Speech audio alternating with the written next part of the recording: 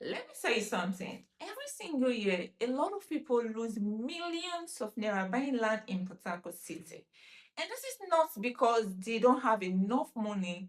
This is mainly because they were not taught how to buy land in Port Harcourt City. They weren't taught.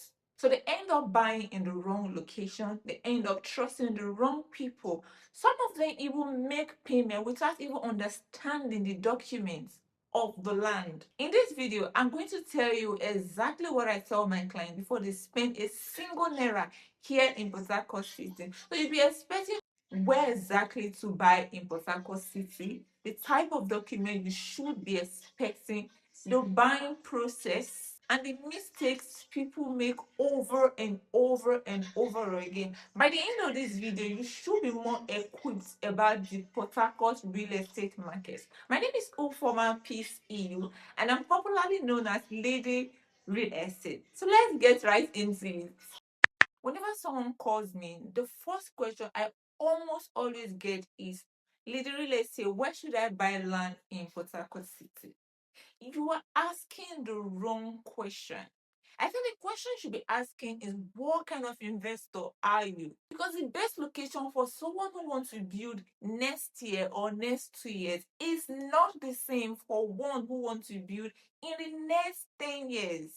If you're looking at a buy and build location, places where you know you can buy now and decide to build on that land and nothing will be holding you back, these areas are Peter Audley, NTA Road, Eliozu, GROA, SAS Road, Ada George, and some other location. These areas they already have existing infrastructure. People are living there, and there are high demand for rental property in this region. So you can decide to buy a land, build, and put it for rental purpose if that is what you are looking at.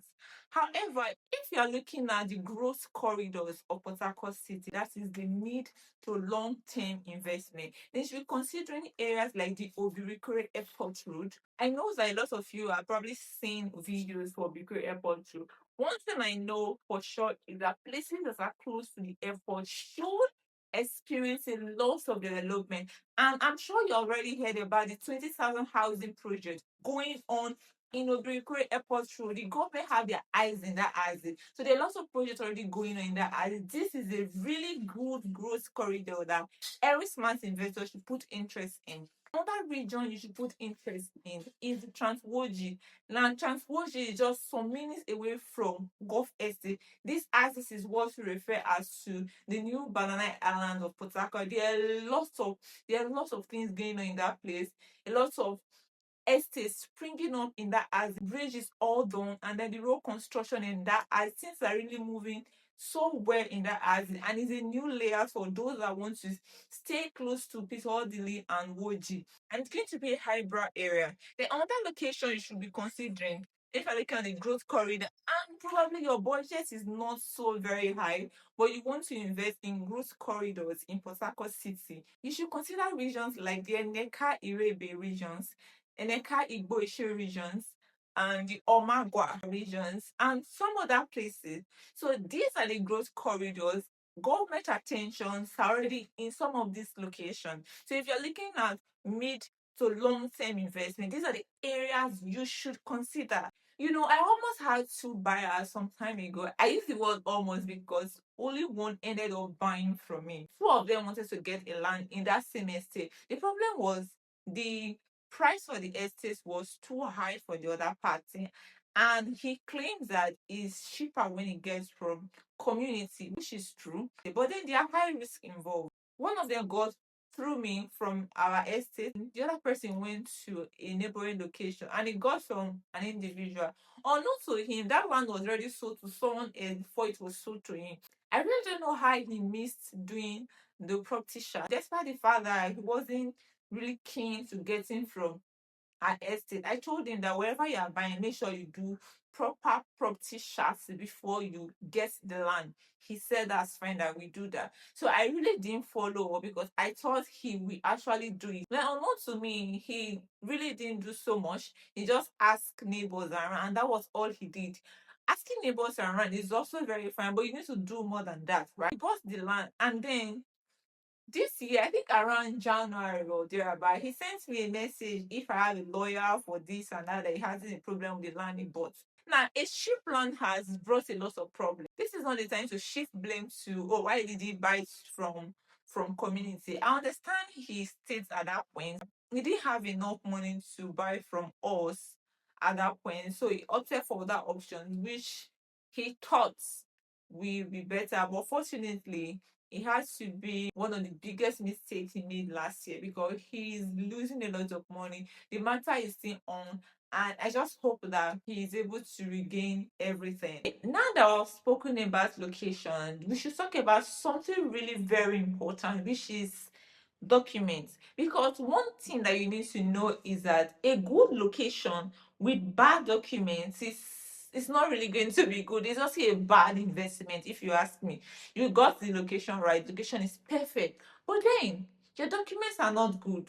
That is a bad investment. Yeah, a good location with wrong documents or fake documents is a bad investment. Let us seek in.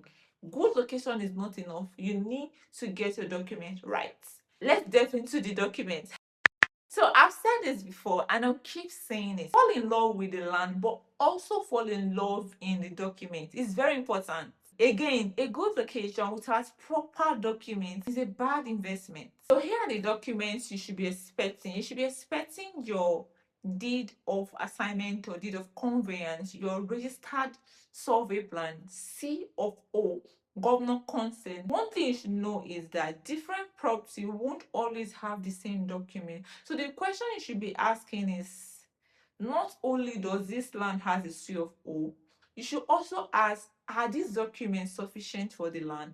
Because not all land in Nigeria has C of O. Some of the C of O are still under process. That does not mean the land is fake, or that does not mean the land is not genuine. What you need to do is to go to the land registry and check for the authenticity of that land. If the person selling the land to you, is he the actual owner?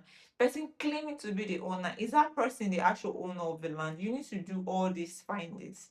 Let's assume you got a land already has a C of O and you got a portion of that land. Let's say a vast land, let's say about 50 plus or 100 plus has a C of O, there's a C of O on that land. And then you got say 2 plot or 5 plot out of the land. Now we already know that there's a general C of O covering the estate or covering the entire piece of land in that axis. You cannot decide to go and apply for a personal CO. Oh, I want a personal CO. I don't want. You can't do that. It's not allowed. You can't have a CFO on top of a land or parcel of land already has an existing CFO. What you can do is you apply for governor consent. This is where the governor consent I listed earlier comes into place. You apply for governor consent. So with the governor consent, the governor will consent that, oh, this portion of land with this your all belongs to you. These are legal processes that you need to know when you're getting land. The deed of assignment is more like a legal transfer of ownership. It's a document that's showing transfer history between the buyer and the seller. You need to ensure that this document is right to the land. Go to the meaning of land and check if the transfer history are well stated. So you should be sure that you are not getting the wrong property. Then the register survey I also mentioned is a document that is showing the boundary of your land. Ensure you're getting a registered survey plan and not just a survey plan. Please ensure that. Funny stuff is that I've seen people reject lands because they don't have C of O. One thing you should know is that if a land has a C of O, does not mean it's all genuine. The wrong person can be selling it to you. You need to also know that. So document does not replace due diligence. No matter the document you are seeing, no matter the title you are seeing, ensure you do your due diligence. Please do that. You are choosing the good location, then you have the proper document. So the next thing you need to do is what? The buying process. You need to understand the buying process. This brings us to chapter 3. Obviously, the first thing is for you to make inquiry, which you already know, just like you are doing right now. Say you saw a video, you call the person, make inquiries. I post a lot of videos on my Instagram page, my Facebook, even on my YouTube here, or properties that we have. The truth is that it's not really easy to do all the videos in all your essays and but I try my best to do as much as I can do. So basically what you do is to make inquiry. Oh, where is this land? Where is it located? Or do you have this location? This process is called making inquiries. You are inquiring for the land. And then if the information you are given they are sufficient for you, the next thing for you to do is to go for inspection. You inspect the area, you inspect the land and the area, not just the land. Inspect the land and the areas. Does it work with what you want? And then when I'm done with the inspection, you like the land, you like where it is. The next thing you need to do is to go and verify the land, do proper charting, chart the land, ensure that this land is genuine.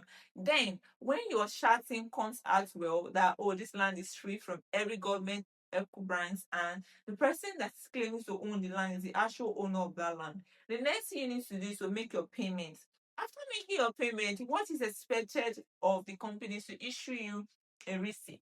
That is, if you are opting for a payment plan, let's say 6 months or 12 months, you'll be given receipt consecutively. Anytime you make your transfer, you'll be given a receipt. Then, when you are done with your payment plan, what you'll be given is your deed of assignment and your registered survey plan, and then a C of O if applicable, if the land has a C of O. Thereafter that you can decide to perfect your title if applicable. Let's say you have a C of O and the land is like a large land and then you have some portion of the land. You can decide to go and apply for a government consent. That is why I said if applicable. Right. So you need to ensure that you have all these documents I listed. Oh, I forgot one other step. So after giving you your document, the next thing is that your land will be allocated to you physically. You need to now lay physical claim to your land. You need to know the boundary of your land, where your land starts and where it ends. The beacons will be there. I will also advise you that you fence your land around. You don't need to fence it high. You can probably put one on two, maybe like some inches, maybe 2 bricks or 3 bricks, just to know your the boundary of your land, so you can easily identify. This is the biggest mistake. People buy because the promo is almost coming to an end. So this is the thing here. And I understand the concept of promo and pre-launch price is beautiful, but that should not rule away the fact that you need to chart a property. You have seen the promo price is beautiful. You have seen the pre-launch price is beautiful. Still request for the document. It doesn't take time for you to chart a line. It doesn't take time. You can still meet up with the promo price.